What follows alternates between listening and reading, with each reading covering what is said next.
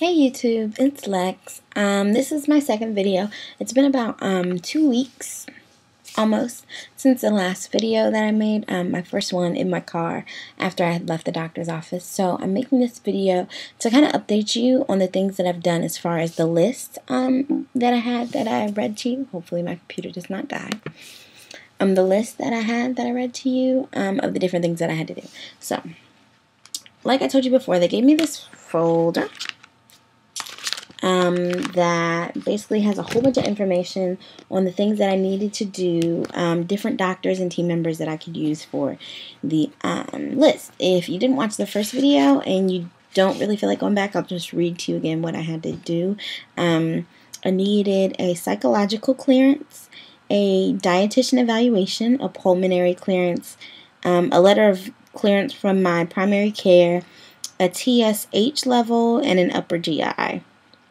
So, out of all of those things, the only things that are done are the letter from my primary care and my TSH levels. But almost all of my appointments have been set for the next 2 weeks. I'm going to Miami in a little bit less than a month. So I wanted to get all of these things done before so that I could possibly even get my surgery date before I go to Miami. So then when I get back, I can just be preparing for surgery. So, my letter from my primary care and my TSH levels were both done by my primary care physician on the same day. So that was pretty easy. He also recommended me to a doctor that will do my upper GI. So I got all of that done in one day. Well, no, I still have to go get the upper GI. But the hardest part is really making the appointments and making them fit into your schedule. So, the only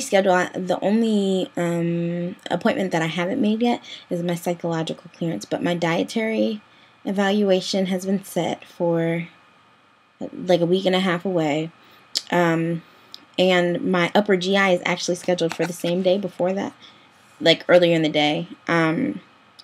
So both of those will be done on the same day.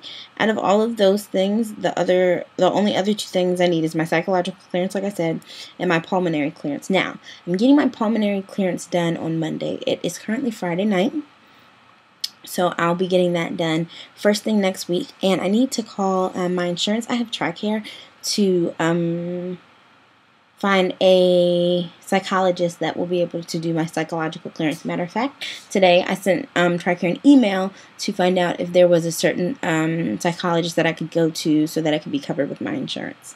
So, that's where I'm at so far.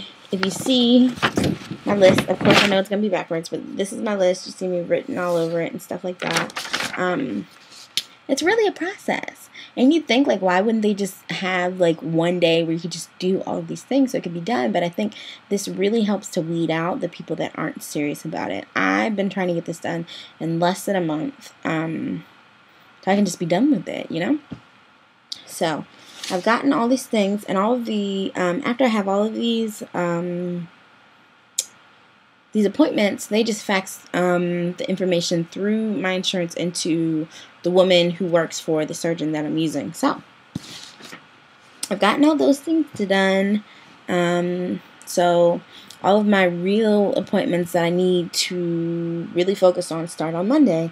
And hopefully I can get my psychological clearance for next week as well. But I'm a college student, and my schedule's really, really crazy. I have a lot of work to do, so it's kind of hard to fit all of those things into the schedule because, you know, doctors only work certain hours. But so far, so good.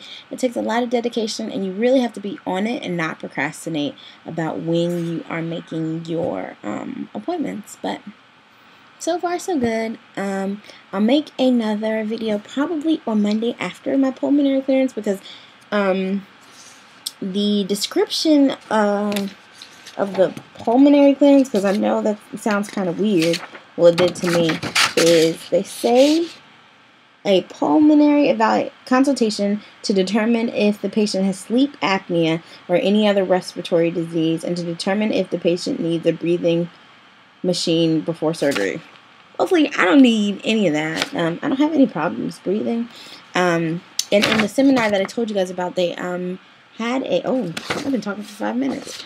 They had a, they explained what sleep apnea is, so I guess it's pretty much the only thing that I'm going for.